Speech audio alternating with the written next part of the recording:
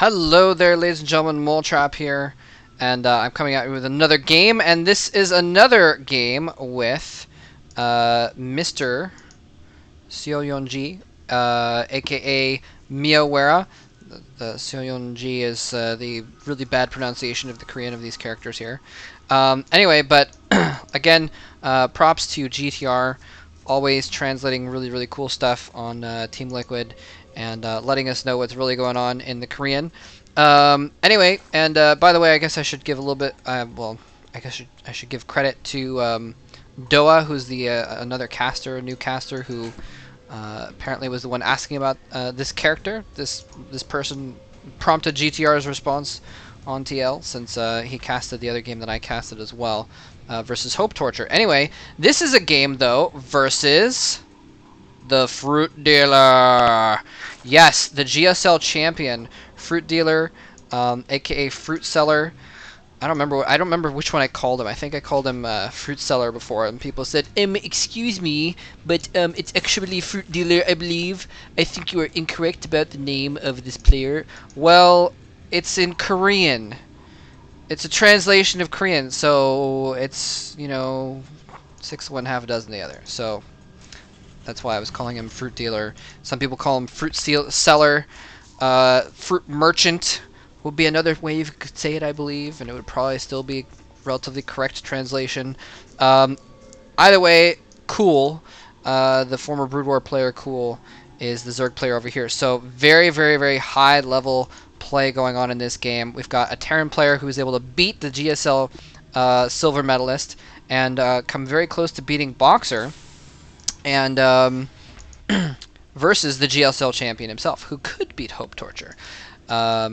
Anyway, Hope Torture also, by the way, going by Into the Rainbow. Again, if you're looking at the old Brood War names, it's interesting how some of them, many of the Starcraft players, the Starcraft 1 players, have switched to different names. I wonder if Boxer saw, I'm sorry, Boxer, not Boxer, this is Mio, saw that Overlord sneaking in and spotting his base or not.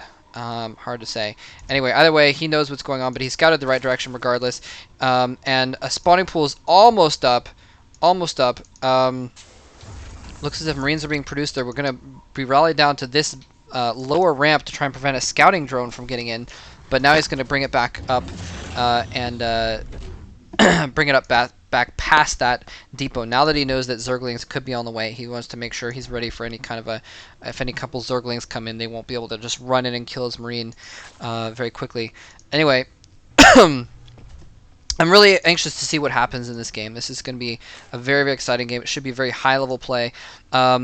So Fruit Seller has gotten some Zerglings out. He's run them across the field. SCV is still running wrong. I like this play. Well, I kind of like it. He's going to run those Zerglings out first and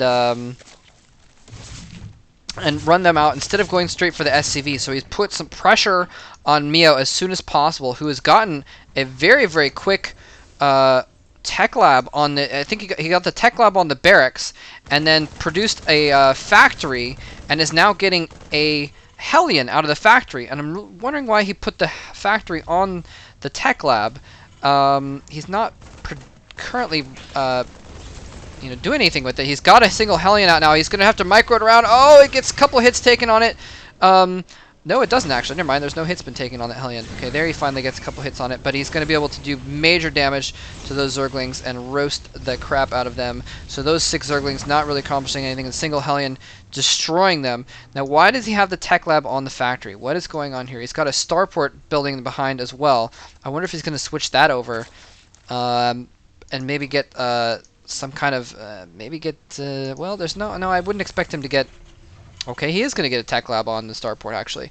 Very interesting. Now, we have seen some players do very well against all races with Ravens. Maybe he's going to go for mass Ravens. He could go for Banshees as well. A couple Queens can deal with Banshees, though. So I'm not sure if that's the best way to go. Let's see what he's going to make. Okay, so he's going to go for Banshees. Is he going to upgrade Cloak as well? The Cloak takes about 2 Banshee builds worth of time to upgrade. I'm paraphrasing Tasteless here, actually.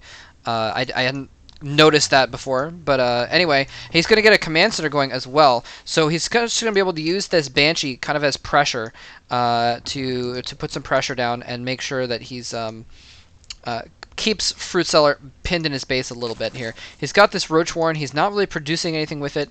It's handy to, okay, he's got a couple roaches. He's just going to come up and prod the front there. He's going to see that tank. Okay, now the tank is being produced from the tech lab, so that's why he had it there, I guess. But he spent a long time with that tech lab off of there, just making that. And here he comes. He's produced just a single. Wow, this is interesting. He's produced a single Banshee, and now he's going to come over here and land it again and put a barracks on that tech lab, is what it looks like. Very interesting. So this Banshee is just going to run around and kill some roaches. I like that move. He's going to be able to pick these 2 roaches off of these Xel'Naga towers. Beautiful play there. And just force him to get some anti-air. And so you can see he's making another queen here.